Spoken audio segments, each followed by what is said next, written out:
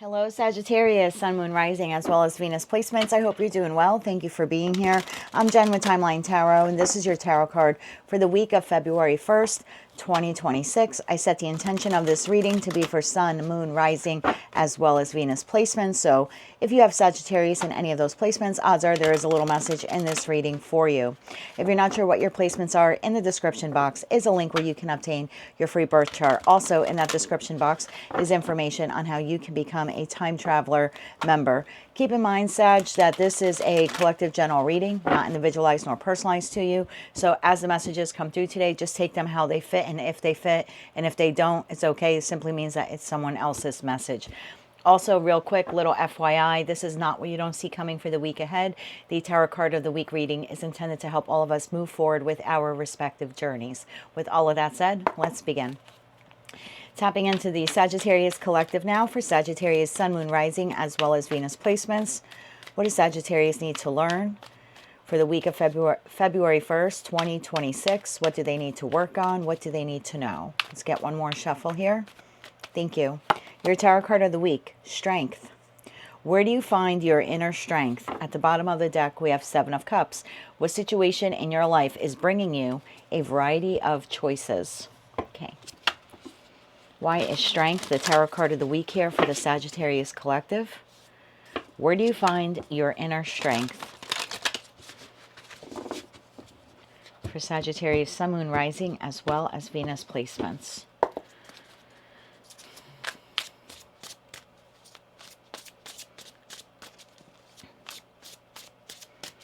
One more shuffle here. Thank you. We have the King of Pentacles. We have the Lovers. We have the Tower. And we have the Ten of Swords. At the bottom of the deck, you have Seven of Swords, dear Lord, the Ten of Pentacles, and the Queen of Swords.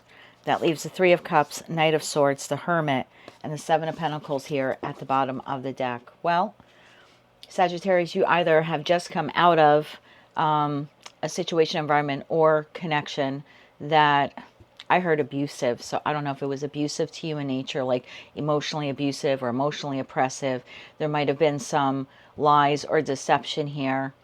I feel like it was a lot, like monumental. Like Ten of Pentacles could talk about a great amount or a large amount, and that's clarifying the Seven of Swords. So there's something, a situation, environment, or connection here that you invested yourself into, like wholeheartedly, and it just didn't pan out or play out the way you thought it would. And again, at the heart of it, there could have been lies, manipulation, deception, possibly cheating. But I feel like you endured large amounts of that, whatever it was, for a long period of time. And that, believe it or not, was intended to create or build strength within the Sagittarius collective. I don't think you would be as strong as you are today had it not been for that situation, environment, or connection. It's like you had to, it's almost like Source put that situation, environment, or connection in your life in order to get you to learn how to invest your pentacle resources in a manner that would be best for your long-term goals. It was like the universe's way to turn you into the King of Pentacles, whether you're masculine or feminine. And once you understood your value and the value of what it is you bring to the table, your love, your time, your money, you know what I mean, your talent, your devotion. Again, I don't know who or what this has been for you, but once you really understood your value and what you brought to the table, you then were able to make the active choice to shut it down. Lovers to the Tower, to the Ten of Swords. By doing that, you now have opened up several new avenues for yourself. Oh, right behind that, we have the Death card. Yeah. By you putting an end to that, and some of you already have, some of you are in the process of doing that. Some of you are in the very early stages. You're just contemplating putting an end to it. So you're all on different points of the timeline, but I feel like your message is, regardless of whether this is something that just happened, something you're enduring, or something that you know you're about to do, like cut off whomever or whatever this is, or move on from them, I think Source is letting you know it was intended to make you stronger. So you can now have these new avenues and these new opportunities open up before you. I have a feeling like whatever this was, had you stayed in it, and I have no doubt that you are strong enough and courageous enough and can be a little stubborn at times if you choose to be. If you wanted to stick it out with whomever this is, you probably could have, but I think it just would have been to your detriment. And at some point in time, you realize that, or you will be realizing that and moving on from it. Tell me about the Tower. Tell me about the Tower. One, I think it was the aha epiphany moment of, I can do this, I'm strong enough, right? I can find another job, I can relocate, I can move on from this person, I deserve better. At the end of the day, the feeling here is I deserve better. One more shuffle here. Thank you. So that Tower is like twofold. At some point in time, you had the aha epiphany moment, I need to shut this down. And then there was like a secondary Tower of when you're actually shutting it down. We have the King of Cups, we have the Eight of Pentacles, and we have the Three of Pentacles, bottom of the deck, Two of Cups. Yeah, I think you actively worked or are working to shut down this particular connection, whether it's professional, platonic, or romantic. And I think you're doing it in a way, or did it in a way where you were very emotionally balanced, meaning this was not, you know, someone leaving the cap off of the toothpaste bottle and you happened to be in a bad mood, or you had issues at work that you brought home and something small or incidental happened and you just like, you know, blew the roof off the place. That's not what this is. This is slow contemplation, a slow buildup of your worth, understanding what you bring to the table with regards to this particular connection, again, whether professional, platonic, or romantic, and you saying, I need to actively now work to disentangle myself from whomever or whatever this individual is. Tell me about these options and choices.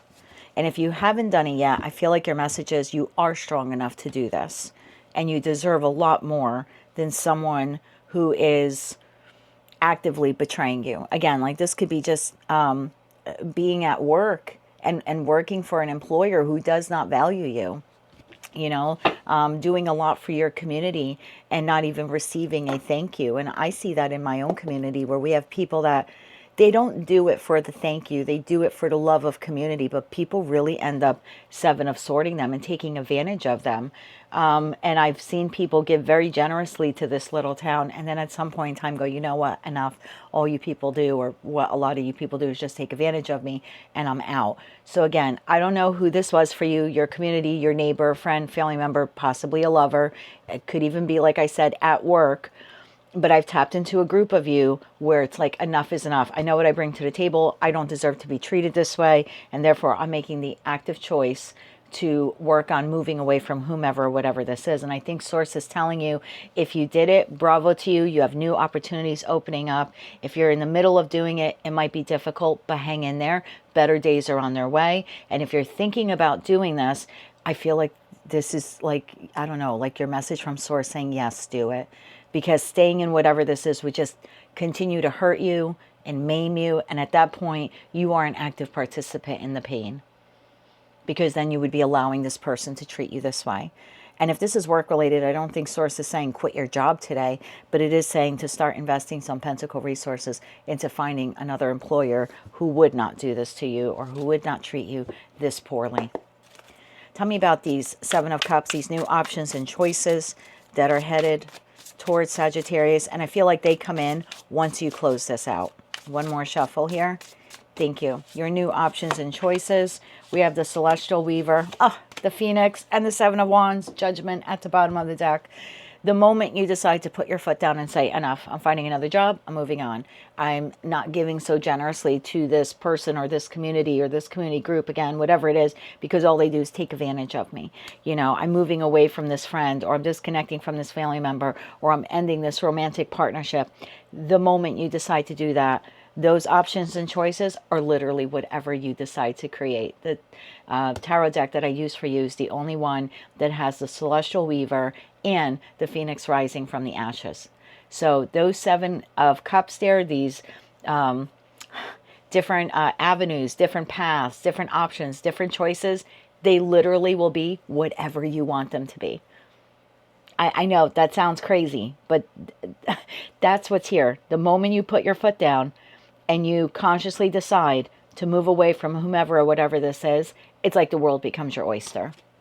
You can create the life that you've always wanted. You're just one judgment call away from an entirely different life. One that you create with people that you choose to interact with, and not whatever mess that was that took advantage of you or took you for granted. Let's get you 3 cards of advice. So yeah, if you did it, bravo to you. Keep working on your healing. You're going to start seeing your life rapidly change over the next couple of months.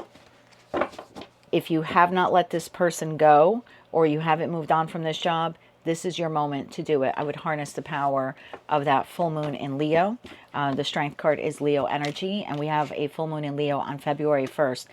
If you've moved on from this person, I would say in the full moon, do a ritual. I'll post a free link for you below where you can do a full moon ritual and let go of pain, hurt, resentment, anything like that. Don't carry it with you into the next chapter, because you're going to be able to build whatever it is here. Again, we see the 7 of Wands to the Knight of Wands. So you're going to be able to, and this is Leo energy as well, right? This is the second decan of Leo. So I would let go of any pain, hurt, or resentment if you've moved on from this person. If you need help, cutting a cord or disentangling yourself, then I would simply ask for help in the energy of the full moon in Leo on the 1st to let go of this individual. And if it's a job, I would ask for a new job opportunity to come in so you can officially let go of this one. Let's get you 3 cards of advice. Again, below, I'll post you a link for the cord cutting ceremony as well as the full moon ritual. And you can do both of them back to back if that's what you choose to do. 3 cards of advice here for Sagittarius. So where do you find your inner strength? You find your inner strength in knowing your value and worth. Once you do that, you'll be able to move on from whomever or whatever this is and create the life that you truly desire. I mean, truly, truly desire. One more shuffle here. Thank you. Your advice, the Lovers, again, making that choice. Tower, again, 2 different decks. Bought the Lovers and the Tower card back to back, and the 4 of Wands, and that's what changes your entire life. I always look at the 4 of Wands card as like the 1111 portal card. The Page of Wands is the, for me, not astrologically speaking, but for me, minor arcana card to the Fool card. Before we take the leap of faith, we have to discover, is this what I want to do? Then we sit at the 2 of Wands. We have all the information we need, and now we need to make the active choice. Are we going path A or path B? Once we decide in what direction we're going in, now we move into the 3 of Wands. The 3 of Wands is I'm actively now creating the life I want, or I'm waiting for some opportunity that I've worked very hard to receive, so I'm waiting for it to come in. And then once it comes in, or once I acquire and attain it, then I get into the 4 of Wands. And the 4 of Wands is celebration, it's victory, it's feeling aligned, and it changes your life because you've moved in a new direction. So your advice here is to make the choice, again, to have that Tower moment. One, either that epiphany that I need to get out of this, and then actively plan to do that, or you have already planned and now this is your moment to say, okay, cut off whomever or whatever this is. And yes, it will change your life.